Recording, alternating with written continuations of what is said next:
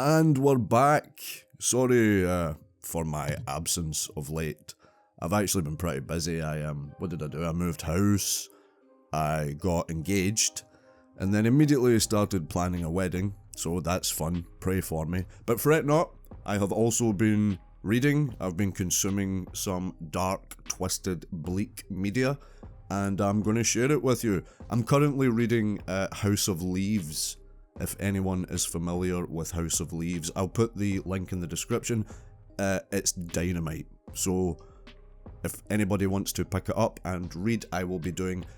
I mean, I have so much to talk about of House of Leaves so far, it's probably going to be a very, very long video on House of Leaves, so please pick that up, and that will be coming very soon. In the meantime, I wanted to continue with the series of bleak, miserable, depressing, messed up, distressing books. So 3 more, 1 wild card, 2 classics I would consider. So let's get started. I Have No Mouth, and I Must Scream by Harlan Ellison. Right, first off, let's get the obvious out the way. This story, it might be the bleakest, most twisted, nihilistic nightmare scenario ever dreamt up, and yeah, I fucking love it. What does that say about me? Probably nothing good, but here we are. It was originally published in 1967. Ellison wrote this delightful little ditty during a time when Cold War paranoia was practically required reading.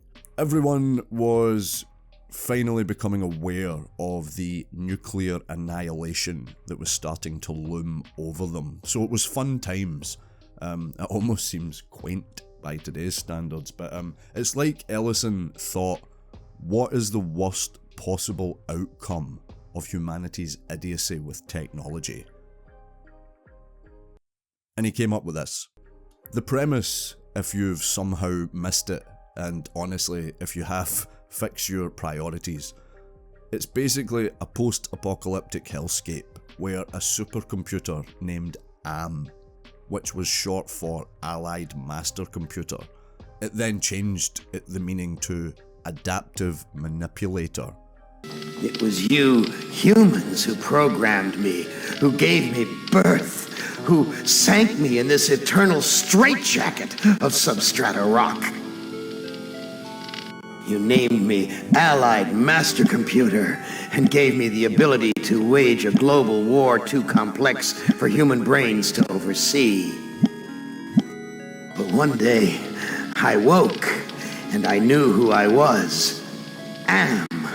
AM, not just Allied Master Computer, but am, cogito ergo sum, I think, therefore I am. And I began feeding all the killing data until everyone was dead, except for the 5 of you. But anyway, this sentient AI has wiped out humanity, and it's kept a mere 5 humans alive, basically just to endlessly torture them. Imagine an AI driven solely by spite, the most potent of emotions. Bitterness, petting. Imagine if X became sentient.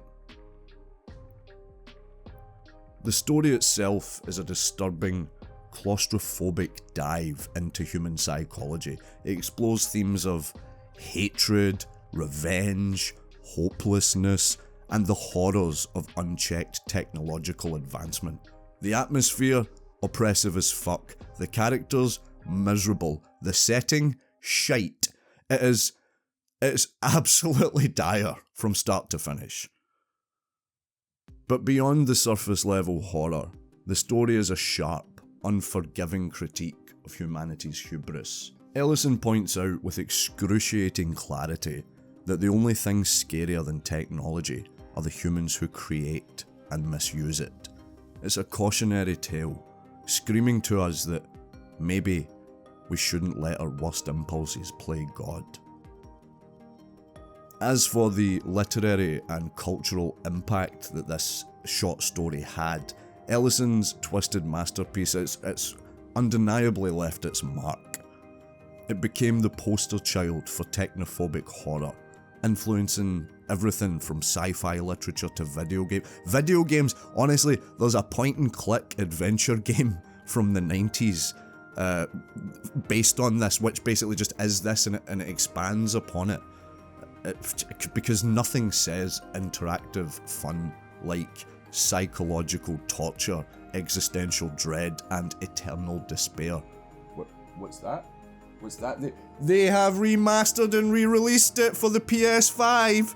Excellent. Stylistically, Ellison's writing is sharp, unrelenting, and visceral. Every sentence feels carefully crafted to punch you in the gut. His prose is an assault on the senses, but just in the best way possible. It leaves you feeling battered, yet weirdly appreciative of the artistry involved in making you feel as shitty as you now feel.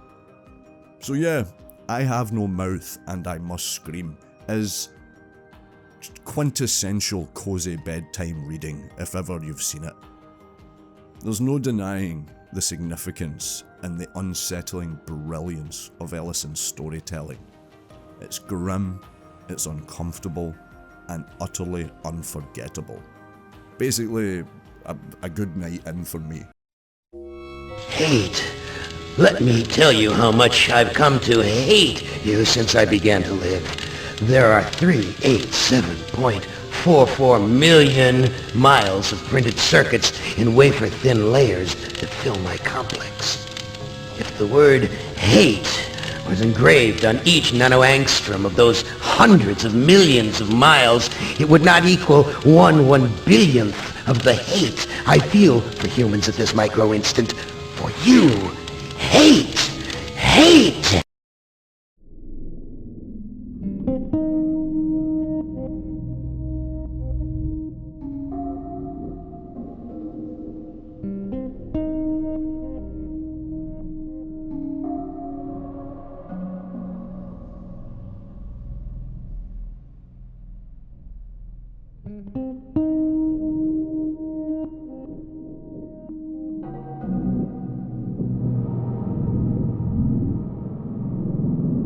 Johnny Got His Gun by Dalton Trumbo. Right, so if you're searching for a light-hearted romp, obviously you're in the wrong fucking place, you've come to the wrong channel. But if you're here for something that's going to wreck you on an emotional level, whilst making you question humanity itself, then Dynamite, pick this one up. Published in 1939, right as the world was gearing up for round 2 of seeing who could fuck each other up the fastest, Trumbo dropped this anti-war bombshell at a pretty inconvenient time for those pushing patriotic enthusiasm. Trumbo's timing was spot on, if spot on means fucking horrifyingly ironic. The novel didn't exactly win popularity contests, with governments itching to recruit fresh-faced cannon fodder. In fact, it was banned during World War II in the United States because, heaven forbid, people question the noble art of mass slaughter while it's still fashionable. The story follows Joe Bonham, a young American soldier who wakes up after being hit by an artillery shell during World War I. Only to find that he's lost, he's lost his arms, he's lost his legs, his face, his eyes, his jaw, his tongue, his nose. Pretty much everything that you need to be a person, except his consciousness. He has his consciousness. Imagine the absolute nightmare of being trapped inside your own mind, but fully aware. Like that phobia of being buried alive, which is like the scariest thing imaginable. Imagine being buried alive inside your own body. Like, get out. Obviously, Joe is unable to communicate, and so the only way he manages, after many attempts to try and communicate, he ends up banging his head against his pillow in Morse code, which of course takes the nurses a little while to figure out that that's what he's doing. They think he's just going mad and banging his head, but he's banging his head in Morse code, and so he's able to finally communicate, but that's the only way that he can. It's existential dread dialed up to 11.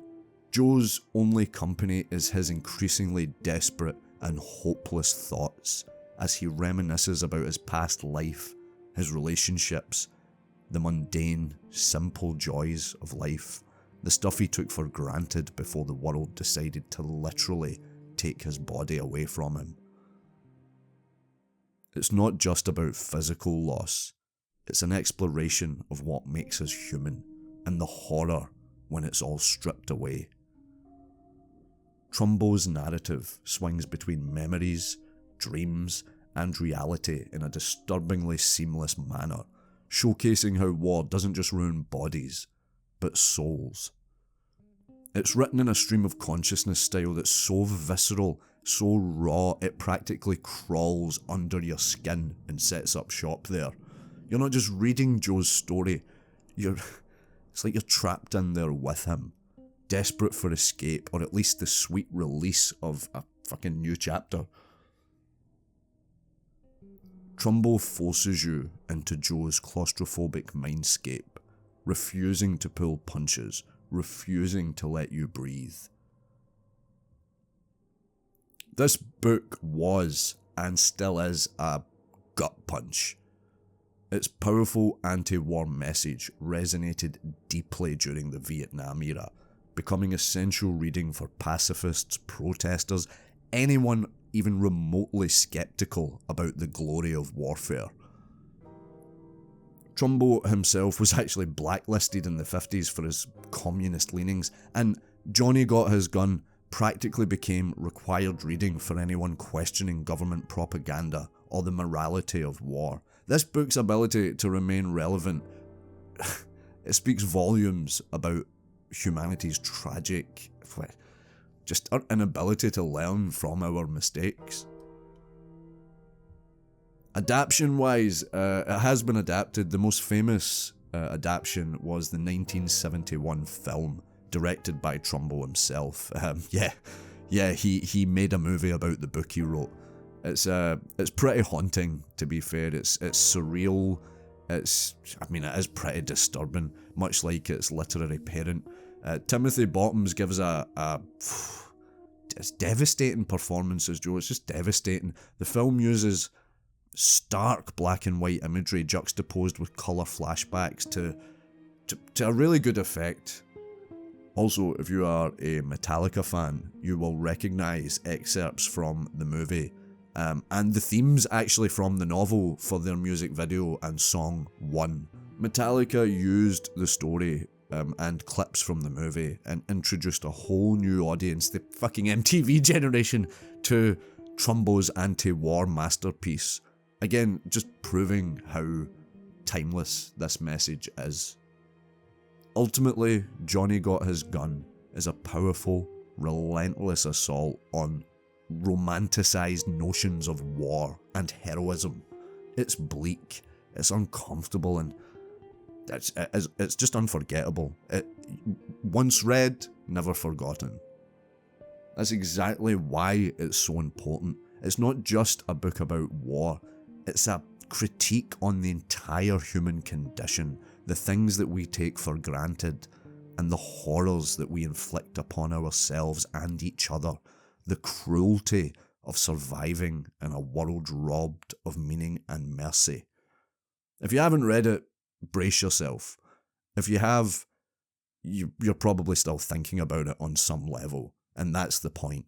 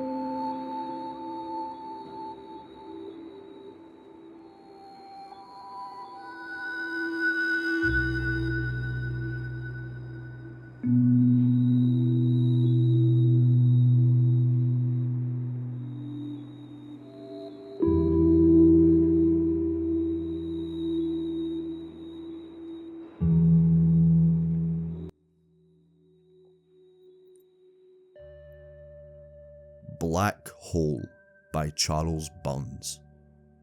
Right, wildcard time, comic book wildcard time. First off, if you are into your comics bright, heroic, full of optimism and truth and justice and the American way, yeah, fuck that, this isn't for you. This is more in the vein of like Cronenberg existential dread fest with a bit of teen angst, body horror, and sort of weirdly mesmerizing discomfort. It's probably the most uncomfortable comic book I've ever read. So naturally, I think it's great. It was originally published as a 12-issue series between 1995 and 2005, before being collected into one seriously unsettling, I guess some of you would say, a graphic novel. Black Hole has a publication history as strange and as protracted as the comic book itself. It was originally 4 issues, I think, were published, and then a long time passed, and then a new publisher got involved and reissued the original 4 and then the next 8. Burns, I mean, he took his sweet time crafting every disturbing panel, which frankly just amps up the meticulously unsettling aesthetic. The narrative centres around suburban Seattle in the 1970s. It follows a group of teenagers dealing with a sexually transmitted disease known as the bug. But hold up, this isn't just like a wee dose of chlamydia we're talking about here. This isn't just your by the numbers clap scenario. This is a sexually transmitted disease which physically mutates the victim.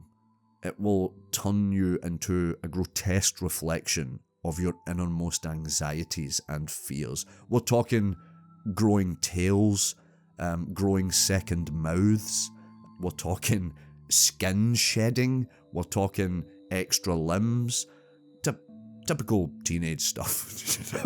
But the plot is more than just the body horror, the Cronenbergian body horror.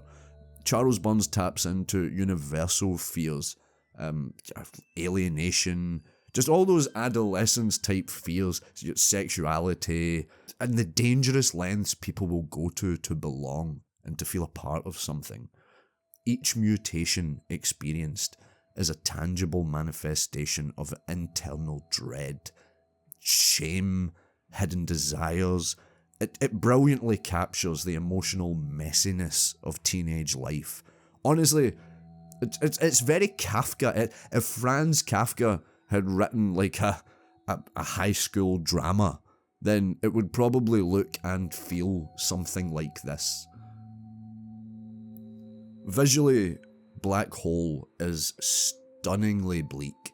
It's meticulously detailed and hauntingly hypnotic. Burns' stark black and white artwork is deceptively simple, yet just profoundly unsettling. It perfectly captures the bleak suburban ennui that underpins the entire narrative. Each page feels like a carefully choreographed Lynchian nightmare sequence. Black Hole, it has carved out a pretty significant niche. It became emblematic of indie comics' potential to address profound themes through the lens of horror and surrealism. Burns didn't just illustrate teen angst, he weaponized it. The comic is often referenced as a pivotal example of body horror done properly. Think Cronenberg. I've mentioned Cronenberg a lot because to me he is just the king of body. To most people, he is the king of body horror. Think Cronenberg in ink and panels. There have actually, speaking of Cronenberg, there have been numerous failed attempts at adaptations of this comic book. Yeah, brilliant. Cheers, Hollywood. Hollywood is so focused on adapting things that shouldn't be fucking adapted and not adapting the things that deserve a good adaptation. Anyway, that's a different video. You're talking people like David Fincher, I think, was one point attached to it. Neil Gaiman, I think, was doing a spec script. He was rumoured. Nothing has materialised about it. the constant interest. I just realised I mentioned Neil Gaiman. That could be, that was, yeah.